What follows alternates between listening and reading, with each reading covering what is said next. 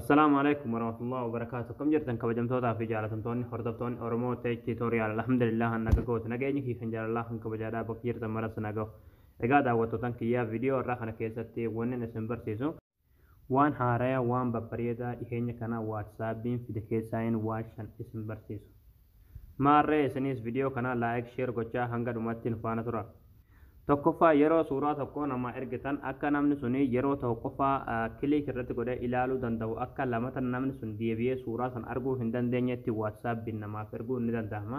Inni haala kam yoo jettan nafaana turaadha. WhatsApp keessatti ni galtanii achi booda abbaa suuraa arguu barbaadan irratti kilik ni gootanii achi booda bakka kaameraa kana kilik ni gootu achi booda suuraa erguu barbaadan irratti kilik ni gootu. achi booda asirratti jechuudha fakkii geengoo lakkoofsa tokko ofirraa qabdu irratti kilik ni gootu achi booda ok kilik ni gootu achi booda seendi kilik gootu jechuudha. Egaa haala kanaan amma kunoo ergamee jira jechuudha. Egaa kunoo akkuma asirratti amma argaa jirtan jechuudha suurichi nu hin bahu jechuudha footoo jiru qofatuun ergamee jira jechuudha. Nama san biratti yeroo tokko irratti dhahee ilaala lamata deebihee suuraa san arguu hin danda'u irratti dhaheellee ilaaluu hin danda'u jechuudha. Haala kanaan akka namni yeroo tokko qofaa suuraa san ilaalee suuraa sun isa biraa badutti erguu ni dandeessanii jechuudha. Lammaffaa yeroo nama tokkoon chaatii garagaraadhaa walii barreessan yookiin suuraalee garagaraadhaa waliif ergitan akkasuma sagalee garagaraadhaa yeroo waliif ergitan jechuudha.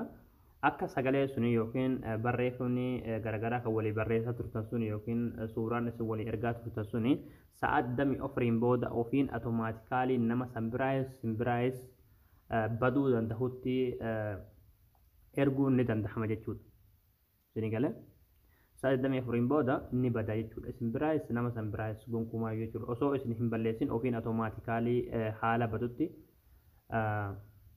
nama tokkoon ergaa garagaraadhaa waliif erguun ni danda'ama jechuudha. Hatta suuraan isin waliif ergitan kan galarii isaa keessatti daawuloodii teessunillee ofiin automaatikaalii nama ergitaniif san biraa dileetti ta'a jechuudha isin galee. Innis haala kam yoo jettan WhatsApp keessarra ni galtanii achi booda abbaa waliif erguu barbaadan irratti kilik ni gootanii achi booda maqaa isarratti yookiin lakkoofsa irratti mata irratti kilik ni gootanii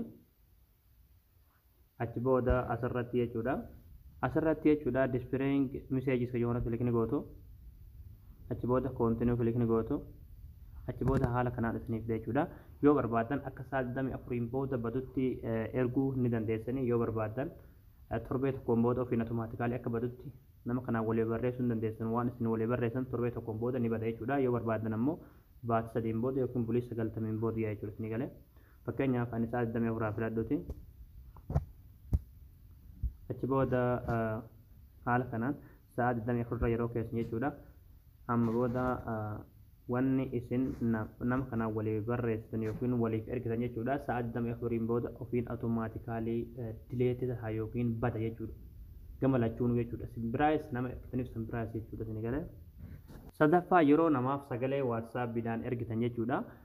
Sagalee waraabdessan jechuudha erguun duratti dhaggeeffatamuun ni danda'ama jechuudha. Inni haala kam yoo jettan jechuudha WhatsApp keessatti ni galtanii achi booda nama erguu barbaadan irratti kilik ni gootanii achi booda bakka sagalee tanaa kilik gootanii fi harkaan gadi qabdanii ol looftan jechuudha isin galee. Achi booda haala kanaan sagalee keessan waraabuu eegale jechuudha. Achi booda erguun duratti kulullee diimtuu irratti kilik ni gootanii achi booda haala kanaan kilik irratti gootanii sagalee keessan dhaggeeffachuu ni dandeessu jechuudha isin galee. Yeroo dhaggeessanii raawwatan jechuudha seetii yeroo gootaniin booda seendi gochuu dandeessu jechuudha nama saniif. Afuraffaa yeroo WhatsAppidhaa suuraa namaaf ergitan san qulqullina olaanaa taheen HDdhaan jechuudha namaaf erguu ni dandeessu jechuudha. Innis haala kam yoo jettan WhatsApp keessatti ni galtanii achi booda tuqaa kilik ni gootanii achi booda seetingis kan jedhamu kilik ni gootanii achi booda storage in data jedhamu kilik ni gootanii achi booda asirra gadi ni buutanii asirratti jechuudha photo upload quality kan jedhamu jira irratti kilik ni gootanii achi booda asirratti jechuudha paste quality kan jedhamu jira irratti kilik ni gootanii achi booda ok kilik gootu Amma haala kanaan suuraan isin namaaf argitan qulqullina olaanaadhaan nama san bira gahaa jechuudha. Isinii gala haala kanaan bifa HD taheen namaaf erguu dandeessanii jechuudha.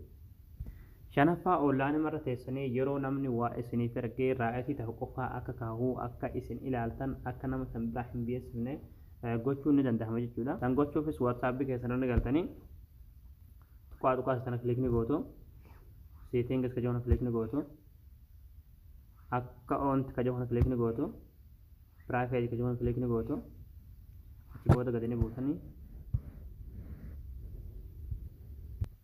achi booda asirratti read receipt ka jawana kilikni gootanii raayit ni bantu jechuudha. Ni galee haala kanaan namni yeroo online irra jirtan jechuudha.